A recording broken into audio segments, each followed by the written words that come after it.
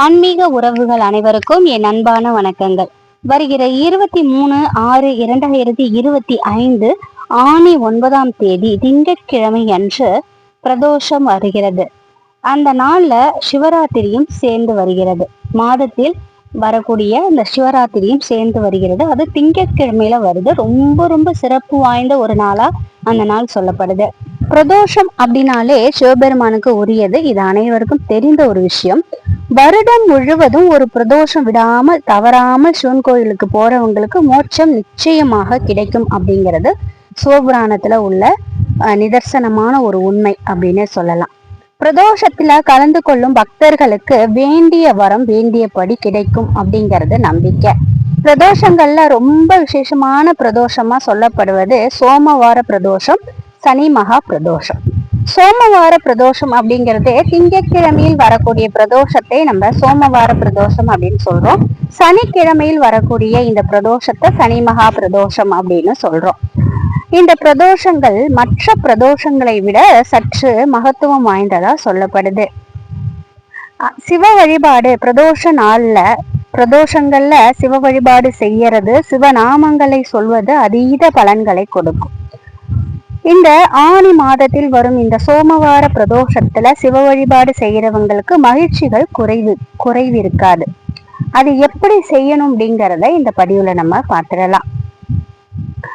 இந்த பிரதோஷத்துல நம்ம வீட்டுல எளிமையா சிவபெருமான துதித்து விரதம் இருந்து வழிபடலாம். இதனால நம்ம குடும்பத்துல இருக்கும் பிரச்சனைகள் நீங்கி சுபிஷம் பெருகும். இந்த மாலை 4:30 மணியிலிருந்து 6 மணி வரைக்கும் உண்டான இந்த காலத்தை நம்ம பிரதோஷ நேரம் அப்படின்னு சொல்றோம். பிரதோஷ காலம் அப்படின்னு சொல்றோம்.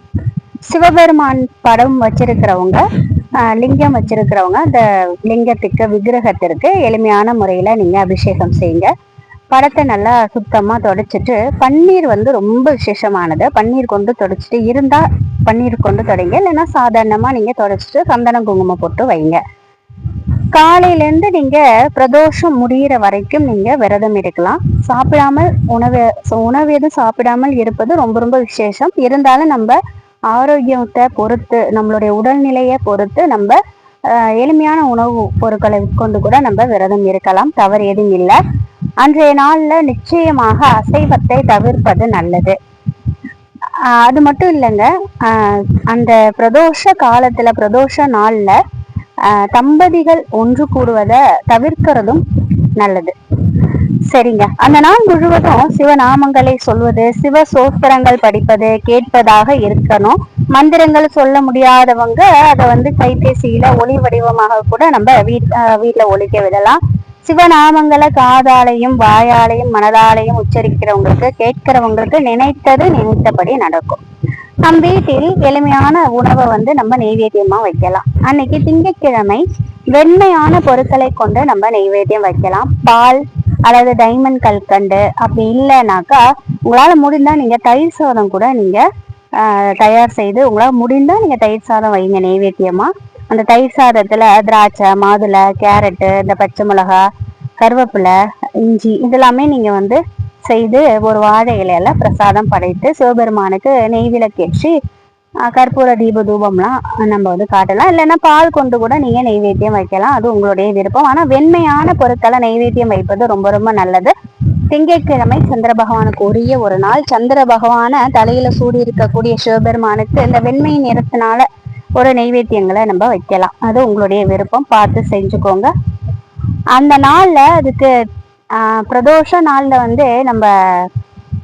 நமக்கு கிடைச்சது அப்படின்னாக்கா நம்ம வில்வேலை வாங்கி நம்ம பணம் கொடுத்து வாங்கி நம்ம கோவிலுக்கு போகலாம். இல்ல மரத்துல இருந்து நீங்க பறிக்கிறீங்க அப்படின்னாக்கா அந்த பிரதோஷ நாள்ல நம்ம பறிக்க கூடாது அப்படின்னு சொல்றாங்க. அதனால நாளே நீங்க வில்வேலை பறித்து நீங்க தயார் பண்ணி வச்சுக்கோங்க.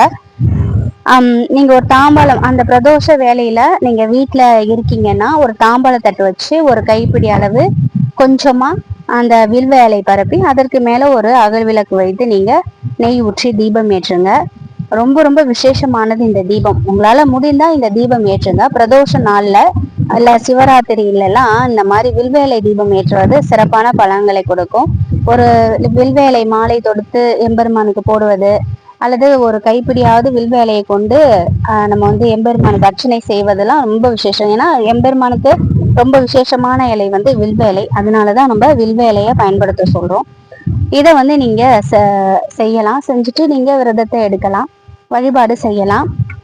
செஞ்சுட்டு நீங்க பக்கத்துல உள்ள கோவில்ல போயிட்டு அந்த பிரதோஷத்துல கலந்துக்கோங்க. உங்களால முடிந்த பொருட்களை நீங்க அபிஷேகத்துக்கு வாங்கி கொடுங்க. நிறைய வாங்கி கொடுக்கணும் கூட இல்லை, உங்க வசதிக்கு ஏற்ப உங்களால முடிந்ததை நீங்க வாங்கி கொடுங்க.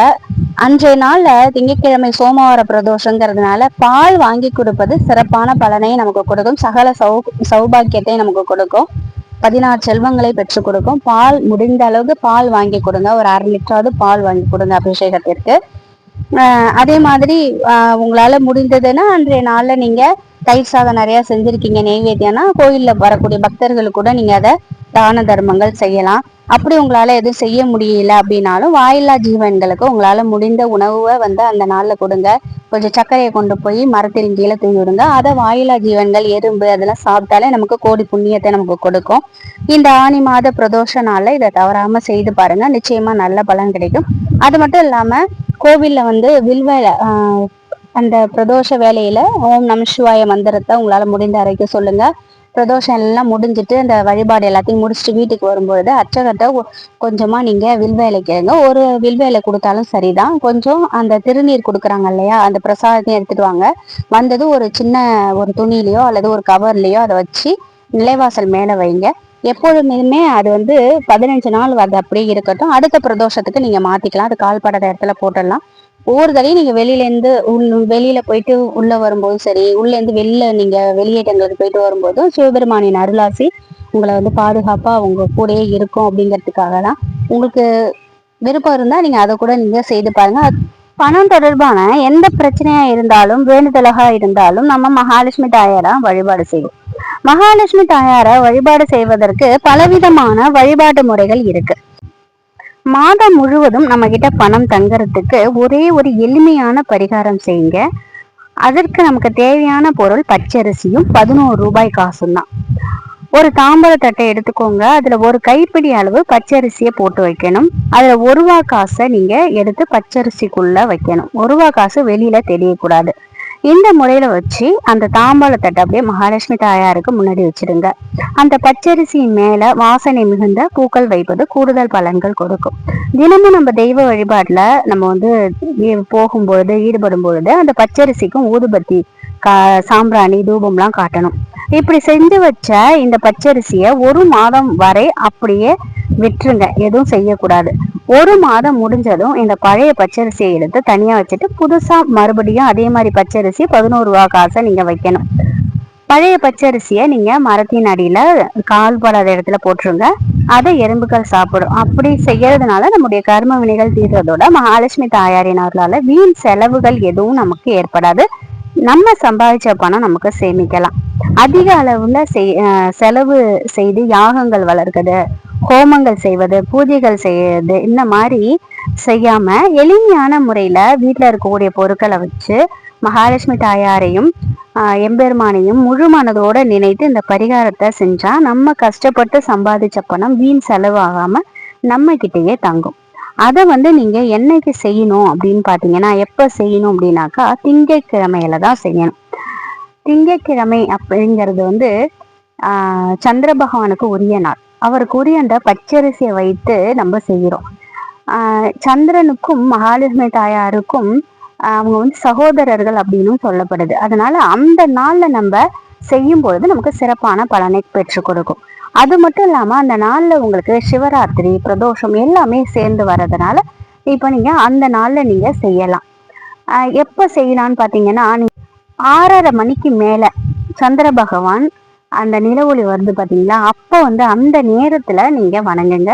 அப்ப வணங்குனீங்கன்னா மகாலட்சுமி தாயாரோட அருளும் பரிபூரணமா கிடைக்கும், சந்திர பகவானின் அருளும் கிடைக்கும். அந்த நேரத்துல உங்களுக்கு எம்பெருமான் பிரதோஷ நாள்ங்கிறதுனால எம்பெருமான் அருளும் கிடைக்கும். இப்படி நீங்க மாதம் மாதம் நீங்க இதை இப்போ வந்து இந்த திங்கட்கிழமை நீங்க செய்யுங்க. அடுத்து வரக்கூடிய ஒரு மாதம் முடிந்து திங்கட்கிழமையில இதே மாதிரி இந்த பழைய அரிசியை போட்டுட்டு புது அரிசியில இந்த மாதிரி செய்து பாருங்க. நிச்சயமாக உங்களுடைய பணம் தொடர்பான அத்தனை பிரச்சனைகளும் நீங்கும். பெயர், பணம், புகழ், அந்தஸ்து இப்படி அனைத்துமே நம்மளை தேடி வர ஆரம்பிக்கும். அனைத்து சகல சௌபாக்கியங்களும் நமக்கு கிடைக்கும். 16 செல்வங்களும் நம் வீடு தேடி வரும். நம்பிக்கையோடு செய்து பாருங்க, நல்ல பலன் உங்களுக்கு கிடைக்கத நீங்க கண்கூடா பார்க்கலாம். இந்த ஒரு வீடியோ உங்களுக்கு பயனுள்ளதா இருந்தது, உங்களுக்கு பிடிச்சிருந்தது அப்படின்னா இதுக்கு ஒரு லைக் கொடுங்க. அதனால இந்த வீடியோ நிறைய பேருக்கு கொண்டு போய் சேர்க்கப்படும். நன்றி.